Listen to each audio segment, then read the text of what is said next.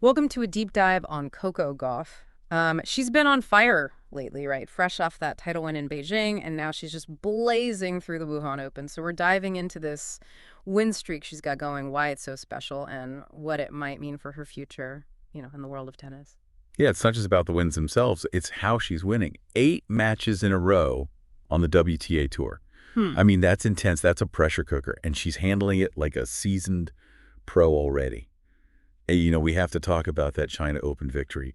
It's propelled her back up to world number for 20 years old. That's a whole other ballgame. No kidding. I was reading an article that said this ranking is huge for her going forward. It puts her in a great spot for seeding in upcoming tournaments, probably means she can avoid some of those top-ranked players till much later in the tournament. Talk about a confidence booster, right? Well, absolutely. You get those more favorable matchups early on. It lets you save your energy for those tougher rounds later. And we can't forget about what a higher ranking means off the court either. The financial impact is huge, bigger prize money, more endorsement opportunities.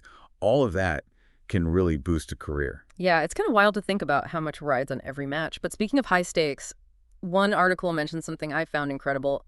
Goff is on track to maybe win both Beijing and Wuhan back-to-back. Apparently, that's like almost unheard of in the last decade. It's true. Since the WTA 1000 levels started back in 2014, only Caroline Garcia has done it. And that was back in 2017. To win 2 huge tournaments like those so close together against that level of competition, it really says something about Goff's stamina and mental toughness, her ability to adapt.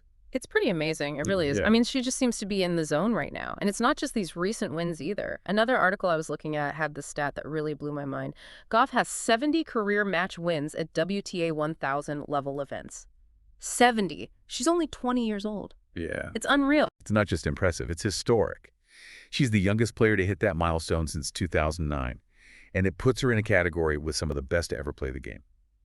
Caroline Wozniacki, Victoria Azarenka, Iga Swiatek, all Grand Slam champions, and they all reached that number before they turned 23. I know. It's crazy to see her name mentioned alongside those legends. And what I find so interesting is it's not just about, raw talent. To get 70 wins at this level, it takes serious mental toughness. You're going up against the best in the world week after week. The pressure has got to be immense. Absolutely. Every point, every game, every set. It's a battle against the best of the best. And it's not just about hitting winners. It's about strategy, resilience, being able to change your game plan in the heat of the moment. Goff is showing all those qualities in a big way. And that's what makes her such a threat, even at her age. And speaking of threats, let's talk about her next match against Magda Linette. This is the Wuhan quarterfinals, right? They've played each other before, haven't they? They have. Goff beat Linette in the first round of the U.S. Open back in 2021. Oh, yeah, I remember that match. Goff was only 17 then. And I was just blown away by how fearless she was on the court. But like you said, players are always evolving. Linette's no pushover, and she's definitely not going to be an easy out, especially after that upset she had against Kasatkina. Kasatkina's ranked 8th in the world. Yeah, that's right. That win over Kasatkina was a big deal. It showed everyone what Linette's capable of. She's playing with a ton of confidence right now.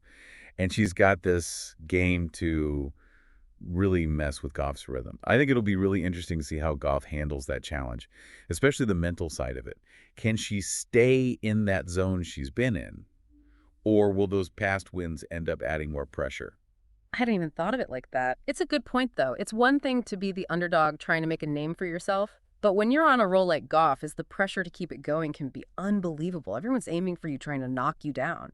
Absolutely. Every single opponent is going to bring their A game, hoping to be the one to end the streak. It's part of what makes consistency at this level so incredible. Yeah. It's not just about having one good performance.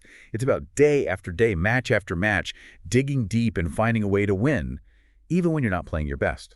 So true. And you know what? While we're on the subject of Coco Gauff's incredible run, I think it's important for everyone listening to realize we're talking about a player who's rewriting the record books.